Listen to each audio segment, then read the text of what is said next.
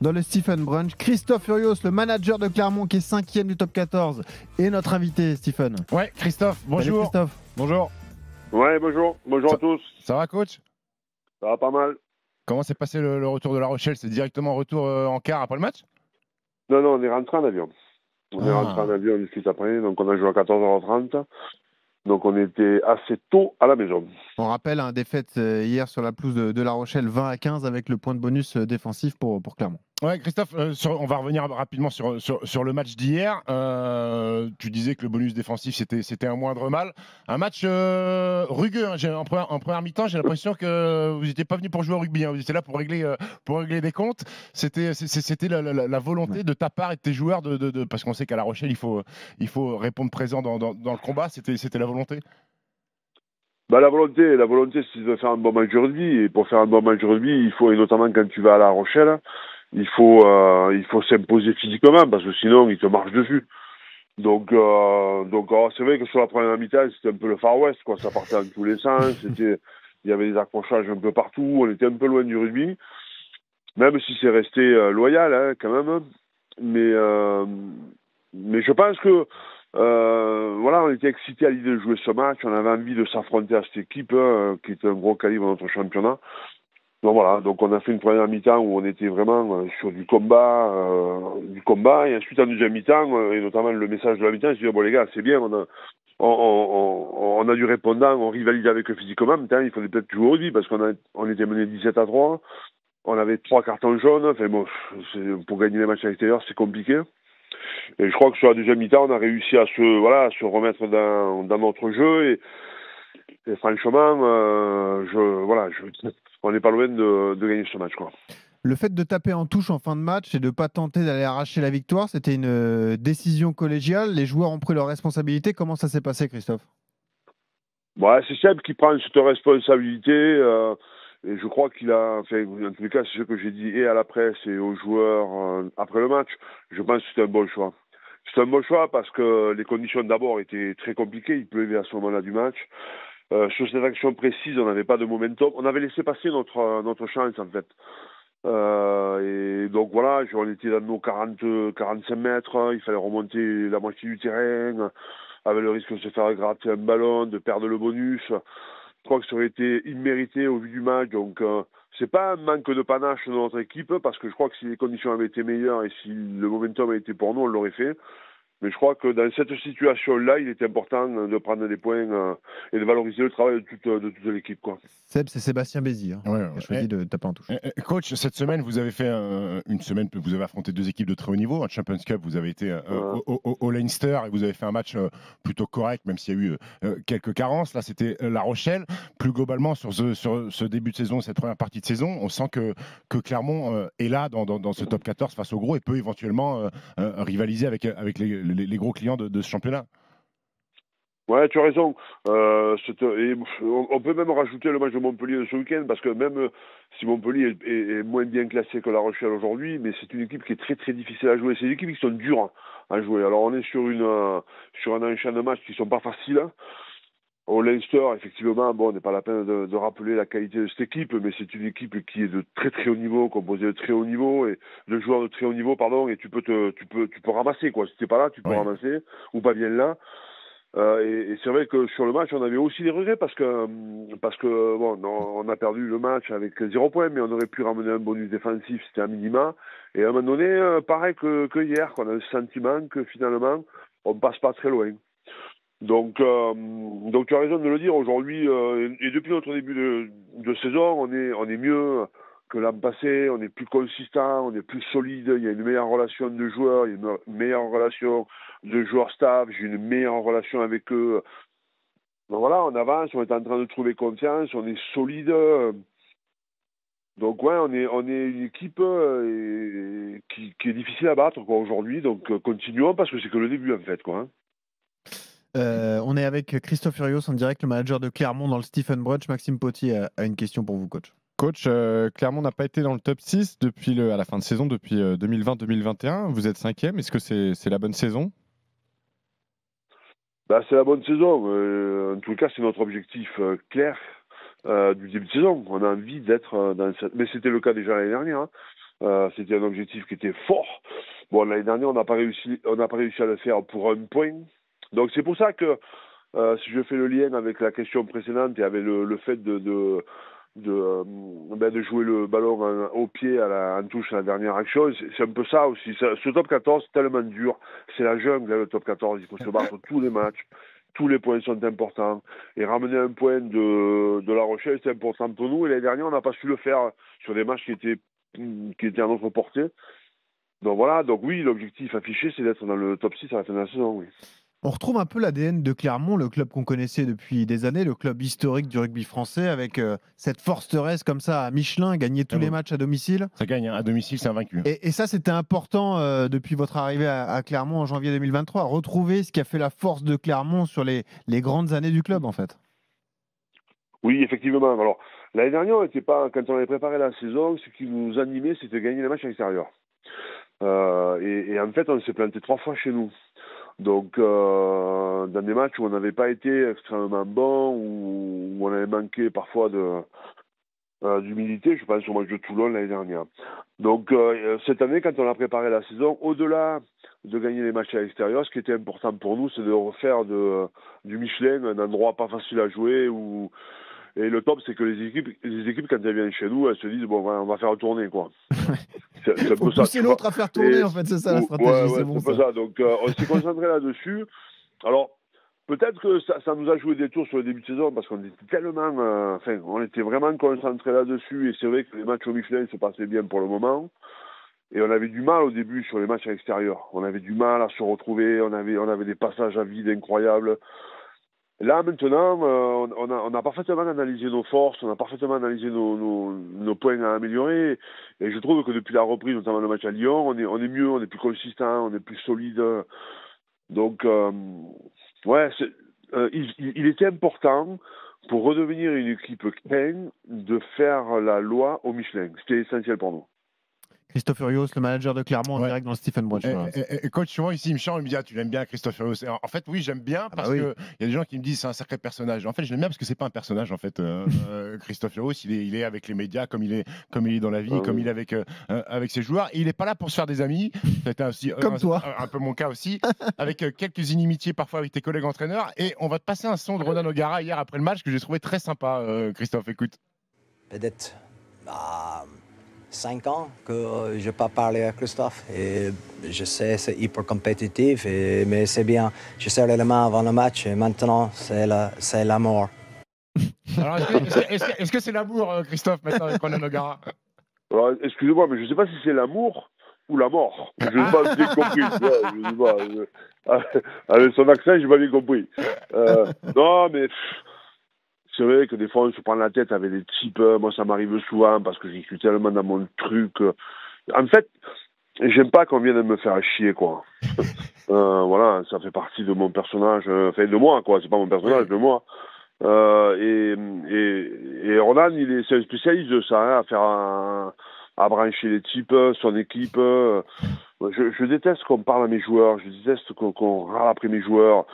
Je trouve qu'on a assez du boulot à faire avec son équipe plutôt que de s'occuper sur les autres. Et donc c'est vrai qu'on s'était pris la tête plusieurs fois avec lui. Et hier, il se trouve que je rentre à la mi-temps, on se retrouve en même temps, on monte les escaliers et je me retrouve face à lui. Donc j'étais un peu pas obligé parce que c'est pas le temps, parce que si j'avais pas eu envie, je l'aurais pas fait. J'aurais peut-être même marché sur le pied.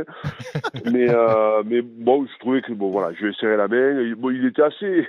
C'est surprenant sa phrase qu'il m'a faite parce qu'à ce moment-là du match, c'est la mi-temps, tu vois.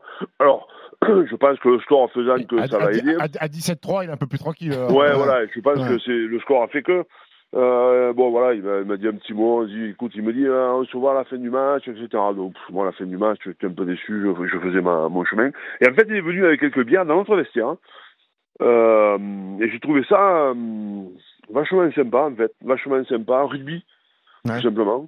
Et on a bu une petite bière tous les deux. Alors ça, évidemment, que ça a fait rire le vestiaire, connaissant un peu ce qui s'est passé avec lui, et surtout Bendio d'Apieta d'ailleurs, à qui j'ai invité de venir boire une bière.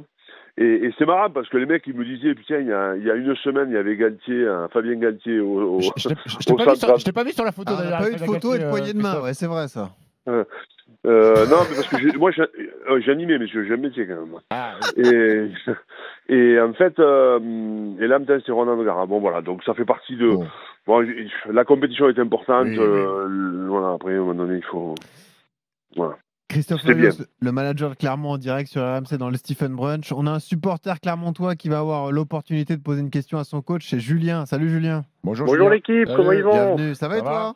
Bah ça va, écoutez, je sors de mon brunch égyptien, hein, comme tous les dimanches. Ah, tout en c'est canon. toi! Ben oui, évidemment, Ouais, tout oui. en canon. Tout en canon, bravo, Ouais, le c'est vrai évidemment. les Égyptien. Stephen Brunch, Eh oui. incroyable. Julien, t'as une question pour le coach?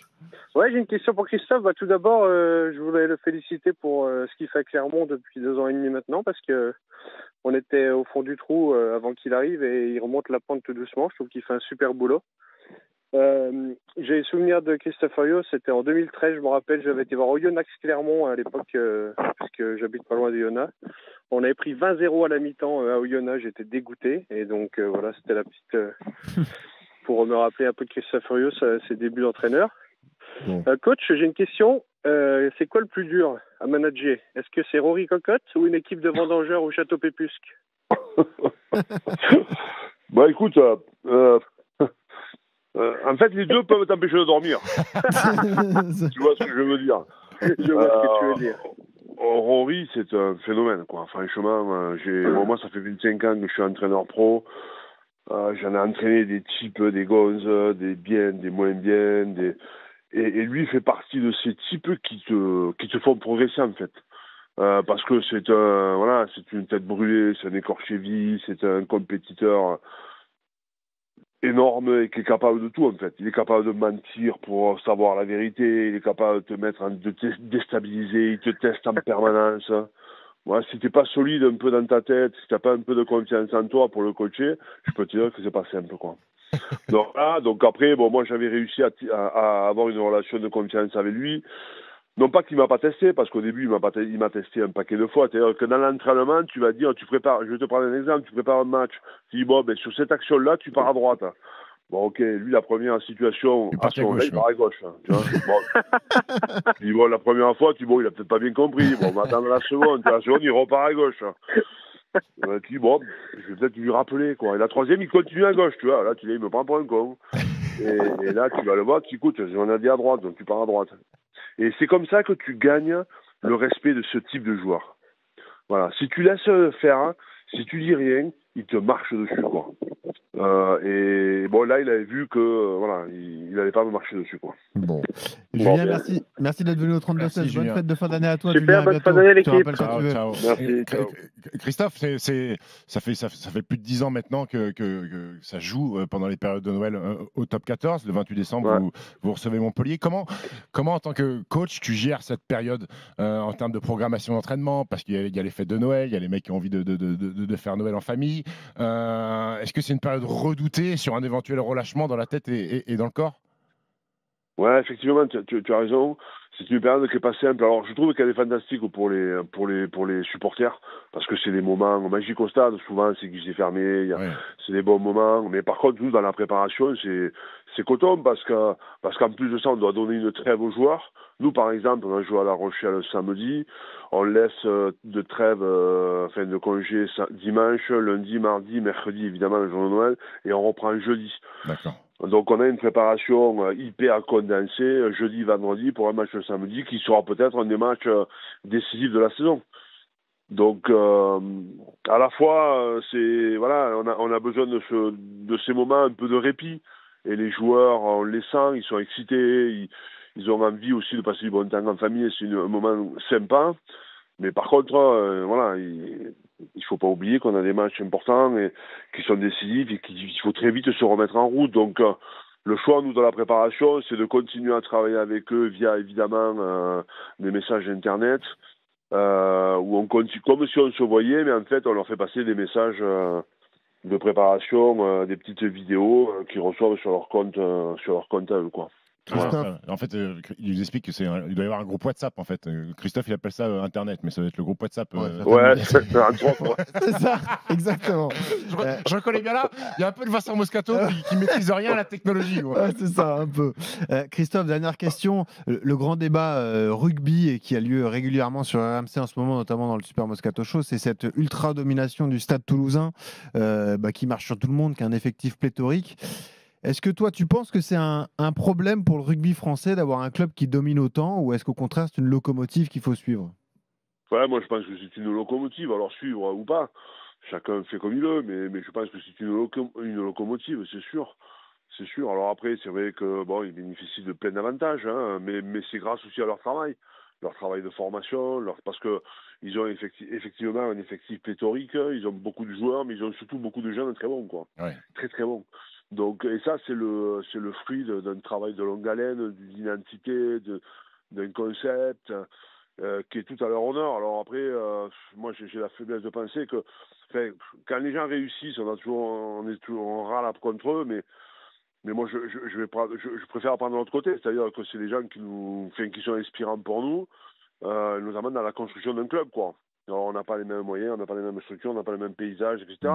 Mais en tous les cas, ça vous challenge, ouais, c'est un beau challenge, quoi. Et puis moi, j'ai connu le Stade Toulousain dans les années 2015-2019, où ils étaient au fond de la gamelle, quand même. Ouais. Et ils ont su se relever. Ouais, voilà. Et ça, ils sont un peu dans le même cas que j'ai trouvé clairement il y a un an et demi, 2 ans, quoi. Et ça, c'est tout à leur honneur, quoi. C'est-à-dire qu'à un moment donné, parce que 2015-2019, c'est pas il y a 100 ans, hein.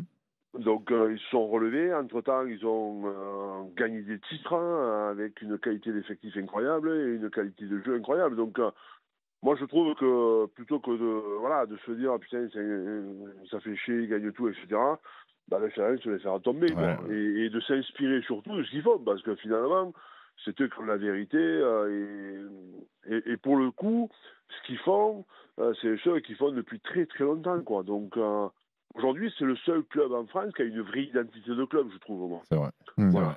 Donc, Coach, plutôt que de leur cracher dessus, bon, des fois, il faut leur dire les trucs, quand même.